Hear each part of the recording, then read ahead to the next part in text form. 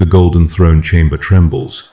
For 10 millennia, the psychic screams have echoed through the sacred halls beneath Terra's surface. But tonight something different pierces the perpetual darkness. Tonight the screams are growing weaker. The master of mankind, he who has guided humanity's flame through the endless night of the 41st millennium, draws breath that rattles like autumn leaves against ancient stone. His withered form, more corpse than God, shifts against the life-sustaining mechanisms that have kept him suspended between death and transcendence for longer than most civilizations have existed. What happens when that golden light, the beacon that has held back the tide of chaos, guided ships through the warp, and sustained the faith of 1 trillion souls, finally gutters out? What becomes of humanity when their God-Emperor at last surrenders to the inevitable embrace of mortality?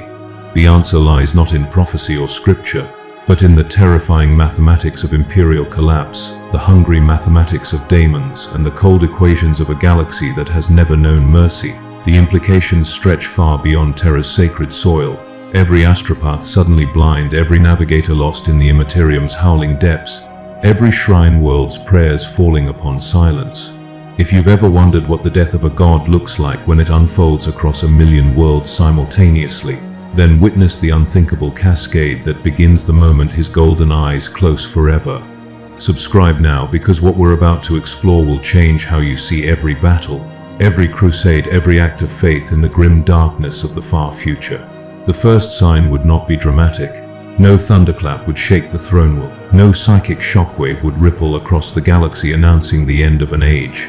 Instead, the change would begin with something far more terrifying in its simplicity: silence.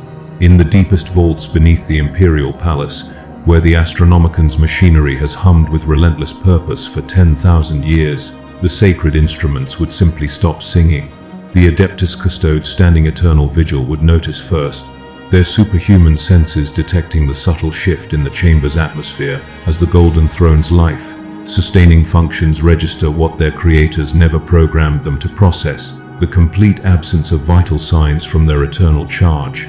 Captain General Trajan Valoris would be the first to know, his vox grill crackling with reports that defy comprehension. My lord, the throne's cogitators detect no neural activity. The Emperor's psychic emanations have ceased entirely. All life signs have flatlined across every monitoring system. The words would fall like lead weights in the golden halls, each syllable heavy with implications that stretch beyond mortal understanding. The custodian guard, genetically programmed for absolute loyalty and trained for every conceivable threat, would face the one scenario their creators never anticipated: the death of the being they were crafted to protect. But the true horror would not be immediate. For perhaps an hour, maybe two, the Imperium would continue functioning on momentum alone. Astropaths across the galaxy would still feel the faint echoes of the Astronomican's dying light, like sailors hearing the last notes of a lighthouse horn carried on the wind before the lamp goes dark forever. Ships currently traveling through the warp would continue their journeys, their navigators still able to perceive the beacon's fading afterglow, unaware that they are following the ghost of a star that has already died. On 1 million worlds, imperial citizens would continue their daily prayers to the God-Emperor, their words ascending to a throne that no longer holds a listener. The Mechanicus would be among the first to understand the magnitude of what has occurred. Deep within the Fabricator General's sanctum on Mars, ancient cogitators would begin registering anomalies in the sacred patterns they have monitored for millennia. The Omniscia's divine algorithms, those mathematical prayers that have guided the Adeptus Mechanicus since before the Great Crusade, would start producing impossible results. Error messages in languages older than human civilization would cascade across data, slates as the machine spirits themselves seemed to weep in binary. Tech adepts would prostrate themselves before their altars, their augmetic implants sparking with feedback from psychic frequencies that no longer exist. The red planets forge, cities would fall silent as their masters attempt to comprehend a universe where the machine, God's greatest avatar, has been severed from the material realm. Yet even as the reality of the Emperor's death begins to sink in among the Imperium's highest echelons, the galaxy itself would continue turning with deceptive normalcy. Orc wags would still rage across the outer rim, their brutal simplicity untouched by the cosmic shift that has just rewritten humanity's fate. Tyranid hive fleets would continue their inexorable advance, their alien hunger indifferent to the theological crisis unfolding in the Imperium's heart. The Necron dynasties would stir in their tome worlds, perhaps even sensing opportunity in the psychic silence that has fallen across the galaxy like a funeral shroud. But for humanity, the countdown has begun, not to invasion or conquest, but to something far more fundamental and terrifying than any external threat could ever be. Within 6 hours of the Emperor's passing, the first Navigator would die. Somewhere in the Segmentum Solar, aboard an Imperial cruiser making routine translation from the warp, Navigator Primaris Lysander Vex would feel the Astronomican's light dim to nothing and scream as his third eye burns out from the inside. His death would be neither quick nor clean. The psychic feedback of losing the one constant that has guided his bloodline for 10 millennia would tear through his mind like acid through parchment. His final words, transmitted via emergency vox before his ship becomes lost forever in the roiling chaos of the Imperium, would be simple. The light has gone out. Emperor, preserve us all. The light has gone out. The cascade would accelerate beyond all mathematical models. Every Navigator house across the galaxy would feel their sign's agonies as psychic death. Screams echo through bloodlines that have served the Golden Throne since the Dark Age of technology. House Belisarius, House Nostromo, House Borgias. Ancient dynasties that have navigated the treacherous currents of the warp for longer than most civilizations have existed would find themselves blinded in an instant. The lucky ones would die immediately, their minds unable to process the sudden absence of the psychic beacon that has been their North Star since birth. The unlucky would live long enough to comprehend what their blindness means for the ships they guide and the millions of souls depending on their navigation. Across the Imperium's vast territories, the effects would ripple outward like ripples in a cosmic pond. On Macragge, rowboat Gilliman would feel the psychic silence fall across his consciousness like a physical blow. The Primarch's superhuman intellect would immediately grasp the implications, not just the Emperor's death, but the inevitable collapse of everything they have built together since his resurrection. His strategic mind would begin calculating survival scenarios even as his hearts break with the weight of filial loss. The Ultramarines chapter would find their spiritual foundation shattered in an instant, their gene, seed connection to the Emperor suddenly severed like a chain snapping under impossible tension. The Adeptus Astra Telepathica would suffer perhaps the cruelest fate of all. Every astropath in Imperial service, from the sanctioned psychers serving on Navy vessels to the choir, slaves bound within the Astronomican's machinery itself, would feel the Emperor's psychic death as if someone had torn their souls from their bodies with bare hands. The fortunate would die outright, their minds unable to survive the sudden absence of the psychic lighthouse that has protected them from the warp's predatory entities since their sanctioning. But many would linger, their psychic gifts transformed from blessing to curse as they become beacons for every daemon and malevolent spirit prowling the Imperium's depths. On Terra itself, the true scale of the catastrophe would become horrifyingly clear as reports flood into the Imperial Palace from across the throne world's massive population centers. Shrine cities would erupt into spontaneous riots as pilgrims who have traveled across the galaxy to glimpse the Emperor's glory find only silence where once there was divine presence. The Ecclesiarchy's most senior cardinals would prostrate themselves before altars that no longer carry even the faintest trace of their god's consciousness, their prayers echoing in halls that have become nothing more than elaborate tombs. The Schola Progenium would find their young charges weeping inconsolably, the psychically sensitive among them overwhelmed by the sudden spiritual vacuum that has replaced their eternal father's watchful presence. But the greatest tragedy would be the silence itself. For 10,000 years, the Emperor's psychic voice has whispered through the dreams of Imperial heroes, guided the hands of saints, and provided hope to countless souls facing the galaxy's infinite darkness. Now, as the Imperium's greatest champions kneel before golden icons and beg for guidance that will never count, they would face a truth more terrible than any Xenos invasion or chaos incursion. They are alone in the darkness, and the God Emperor who has protected them since the dawn of their civilization is never coming back. The collapse of Imperial authority would not take decades or even years. It would unfold in a matter of weeks, each day bringing fresh catastrophes that compound upon themselves like a mathematical equation spiraling toward infinity.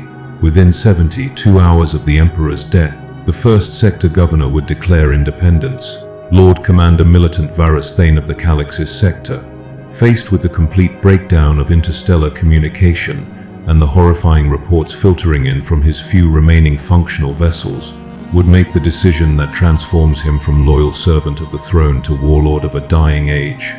His declaration would be broadcast across every world under his command. The Emperor protects no more. We stand alone now and we shall endure. The precedent would spread like wildfire across the galaxy's administrative networks. On Krieg, the Death Corps would receive their final orders from distant Terra before the communication channels went silent forever, condemning entire regiments to fight wars whose objectives no longer exist for an empire that has ceased to function. The Astra Militarum's vast logistical networks would fragment within days, leaving billions of soldiers stranded on countless battlefields with no reinforcements, no resupply, and no hope of extraction. Officers who have never questioned an order in their lives would face decisions no military academy prepared them for: when to fight, when to surrender, when to simply lay down their lasguns and walk away from uniforms that no longer carry meaning. The Space Marine chapters would respond according to their deepest programming, but even the Emperor's angels would find their absolute loyalty tested beyond all previous limits. The Imperial fists would barricade themselves within the phalanx, their fortress monastery becoming a refuge for the few Imperial Navy vessels that managed to find safe harbor in the chaos. Captain Lysander would stand upon the command deck, his ancient power armor scarred by 10,000 battles, watching as the galaxy burns while his warriors debate whether their oaths died with the Emperor or transcended his mortal passing. The Black Templars would launch one final apocalyptic crusade, their entire chapter throwing itself against every Xenos and heretic stronghold they can reach, choosing glorious death over existence in a universe without the Emperor's light. But it would be the Chaos Space Marines who truly understand what has occurred, their warp sight allowing them to perceive the psychic earthquake that has shattered the Immaterium's fundamental structure. Abaddon the Despoiler would feel the Emperor's death like wine upon his tongue. 10 millennia of hatred and bitterness finally vindicated by the silence that falls across the Golden Throne. Yet even the Warmaster of Chaos would discover that victory tastes different than expected when it arrives through entropy rather than conquest. The warp storms that have raged for centuries would suddenly shift and intensify, no longer held in check by the Astronomican's stabilizing influence, making even the traitor legion's movements unpredictable and dangerous. The Ecclesiarchy would face its greatest crisis since the age of apostasy, but this time there would be no Sebastian Thor to provide redemption, no saint to rally the faithful, no miracle to restore their crumbling faith. Cardinal Joachim Vex of the Cathedral World Sanctus Liz would deliver the sermon that becomes legend among the few who survive to remember it. The Emperor has not abandoned us. He has tested us with the ultimate trial. We must become our own light in the darkness, our own strength in the void, our own salvation in a galaxy that no longer remembers mercy. His words would inspire some worlds to maintain their faith even in the face of cosmic abandonment, transforming imperial cult doctrine from worship of a living god to veneration of an eternal ideal. The Adeptus Mechanicus would splinter along ideological lines that have simmered beneath their unity for millennia. The Orthodox faction would maintain that the Omnissiah's death was merely another step in the quest for knowledge, that their god machine had simply translated himself into a higher form of existence beyond mortal comprehension. But the heretics would see opportunity in the chaos, their forbidden experiments suddenly freed from the psychic oversight that has constrained their research for centuries. On forge worlds across the galaxy, civil wars would erupt between those who cling to tradition and those who embrace the new possibilities that death has unlocked. Their battles fought with technologies that should never have been developed and weapons that rewrite the laws of physics with every shot. Yet perhaps the most heartbreaking sight would be found on the countless shrine worlds scattered throughout imperial space, where pilgrims who have journeyed for decades to reach sites of holy significance would find themselves trapped in places that have become monuments to abandonment. On Santiago, the Cathedral of the Emperor's Ascension would echo with the prayers of millions who refuse to believe that their god has truly died, their voices rising in litanies that grow more desperate with each passing hour. The sororators stationed there would maintain their vigil with weapons ready, protecting the faithful from harsh reality as much as from external threats, their own faith becoming armor against despair that no power weapon could pierce.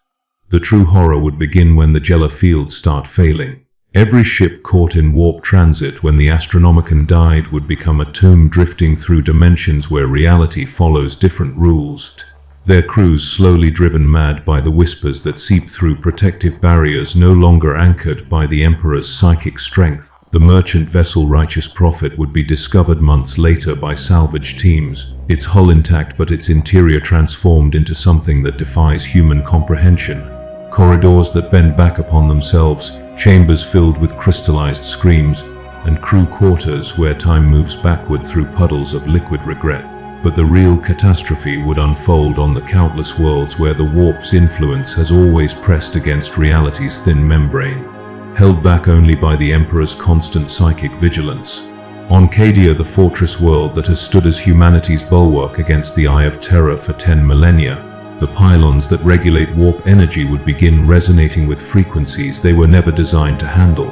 Colonel Commissar Ibram Gaunt, leading the last organized resistance on the planet's surface, would watch in horror as chaos daemons begin manifesting in broad daylight, their forms no longer requiring the cover of darkness or the catalyst of psychic upheaval to breach reality's barriers. The daemonic invasion would follow patterns that Imperial scholars have studied but never witnessed on such a massive scale. Bloodthirsters would walk through the gardens of Macragge, their brass axes dripping with ichor that burns holes in reality itself. Keepers of secrets would glide through the spires of Terra's noble districts, their perfect beauty a mockery of the suffering they leave in their wake.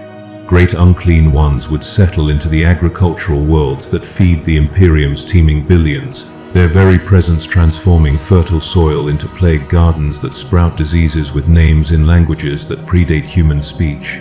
The Space Marine chapters would fight with the desperation of cornered animals, but even the Emperor's finest would discover that their weapons and tactics were designed for a universe where the warp's influence could be contained and predicted.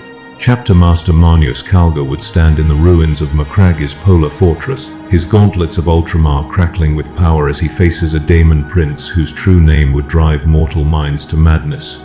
The battle would rage for 17 hours, but victory would taste like ash when the chapter master realizes that for every daemon his forces destroy, 3 more tear through reality's weakening fabric to take its place. The Inquisition would find itself fighting a war on multiple fronts, their agents desperately trying to stem the tide of daemonic incursions while simultaneously hunting down the heretical cults that emerge wherever imperial authority has collapsed. Inquisitor Gregor Eisenhorn, his centuries of experience suddenly made obsolete by circumstances no manual or training could have prepared him for, would document the first confirmed case of daemonic possession occurring without any psychic catalyst or ritual summoning. His final report, transmitted via quantum encrypted vox before his ship disappears into the warp, would contain a single chilling conclusion. The barrier between reality and nightmare has not been breached. It has simply ceased to exist. On Terra itself, the Golden Throne's chamber would become ground zero for reality's collapse. The massive psychic machinery that has channeled and focused the Emperor's will for 10 millennia would begin operating in reverse, drawing daemonic entities toward the very heart of human civilization like moths to a flame that burns with inverted light. The Adeptus Custodes would fight their final battle in halls built to honor humanity's greatest achievement, their guardian spears cutting down bloodletters that materialize between the sacred columns where the Emperor once walked among his faithful. Captain General Trajan Valoris would make his last stand at the base of the Golden Throne itself, his sword arm never tiring as he cuts through waves of daemons that seem to emerge from the throne's failing machinery like blood from a wound that will never heal. But perhaps the most terrible sight would be the transformation of imperial saints and heroes into unwitting servants of chaos. On worlds where faith in the Emperor burns brightest, that very faith would become a beacon for warp entities seeking to corrupt and twist human devotion into something monstrous. Living saints would feel their miracles turn sour as their divine powers draw from a source that no longer provides protection from the Immaterium's hunger. The blessed would become cursed, their halos of light transformed into crowns of shadow as they discover that martyrdom offers no escape from a galaxy where even death has been corrupted by forces beyond mortal understanding. In the aftermath of civilization's collapse, humanity would face a choice that defines species evolution or extinction. The scattered survivors would learn that the Emperor's death was not an ending but a transformation, not a conclusion but the first chapter of a story written in languages that reality itself is still learning to speak. On 10,000 worlds, the remnants of imperial civilization would adapt to existence in a universe where the rules have been permanently rewritten, where survival demands not just strength or cunning, but the ability to navigate realms of existence that their ancestors never imagined. The new kingdoms that emerge from the Imperium's ashes would bear names that echo with both hope and desperation: the Covenant of Steel on Metallica, where the surviving tech priests have learned to forge weapons from crystallized faith; the Crimson Brotherhood on Bald, where the Blood Angels and their successor chapters have united under Dante's leadership to create the last bastion of imperial tradition in a galaxy gone mad; the free colonies of the Eastern Fringe, where Tor philosophy and human adaptability have merged to create societies that thrive in the spaces between certainty and chaos. But the greatest transformation would occur in humanity's relationship with the warp itself. The psychic species that once feared their gifts as potential conduits for daemonic invasion would discover that the Emperor's death has unlocked potentials that were always present but never accessible while his will dominated the Imperium's currents. The first human to successfully navigate warp space without a navigator would be a former dock worker from Vostroya named Alexis Kane. Her untrained psychic abilities somehow adapted to the new cosmic frequencies that pulse through reality's fabric like a heartbeat from a different dimension. These new psychers would be different from the sanctioned telepaths who served the Golden Throne, their powers drawing not from submission to imperial doctrine but from acceptance of the universe's fundamental uncertainty. They would learn to commune with machine spirits that have developed personalities and ambitions, to negotiate with minor warp entities for safe passage rather than demanding it through force, to heal wounds in reality itself using techniques that combine scientific method with pure intuition. Their abilities would be neither blessing nor curse but simply tools for survival in a cosmos that no longer operates according to humanity's theological expectations. The Chaos Gods themselves would discover that the Emperor's death has consequences even they did not foresee. Khorne would find that eternal war loses meaning when there are no more great civilizations to topple, no more heroic last stands to corrupt into meaningless slaughter. Tzinch would realize that perfect change becomes stagnation when there are no more stable systems to manipulate and transform. Nurgle would learn that decay without renewal becomes merely emptiness, his plagues meaningless without healthy populations to infect. Slaanesh would understand that excess requires limits to transcend, that perfect sensation becomes numbness when there are no more innocent souls to corrupt. The galaxy's other species would adapt to the new cosmic order with varying degrees of success. The Terranids would continue their inexorable advance, but their hive mind would encounter psychic phenomena that challenge even their adaptive evolution, forcing them to develop new feeding strategies for a universe where consciousness itself has become unstable. The Necrons would emerge from their tomb worlds to find a galaxy finally worthy of their attention. The collapse of human civilization creating opportunities for expansion they have not enjoyed since the war in heaven. The Elder would recognize in humanity's transformation an echo of their own fall, offering alliance to some human settlements while mourning the loss of the species they had slowly begun to see as potential heirs to galactic stewardship. But in the deepest vaults beneath Terra, where the Golden Throne sits silent and empty, something would begin to stir. The Emperor's physical death would prove to be not an ending but a metamorphosis, his consciousness scattered across the warp like seeds in fertile soil, each fragment carrying the potential to grow into something that transcends the limitations of both mortal flesh and divine stasis. The whispers would begin slowly, carried by the dreams of children born after his passing, spoken in languages that blend High Gothic with mathematical concepts that have no names. These new prophets would speak not of worship or submission but of partnership, not of salvation but of transformation, not of the Emperor's return but of humanity's evolution into something worthy of the universe he had always intended them to inherit. The final words of the script would belong not to any single speaker, but to the collective voice of humanity's survivors, their prayer rising from a million worlds like smoke from sacred fires. In darkness we found light within ourselves. In silence we learned to speak with our own voices. In death we discovered that the true Emperor was never the man upon the Golden Throne, but the potential he saw within us all. The The galaxy is vast and dark and full of terrors beyond imagination, but we are no longer the children who needed a god to guide our steps. We are humanity unbound, and the future, whatever form it takes, is ours to write.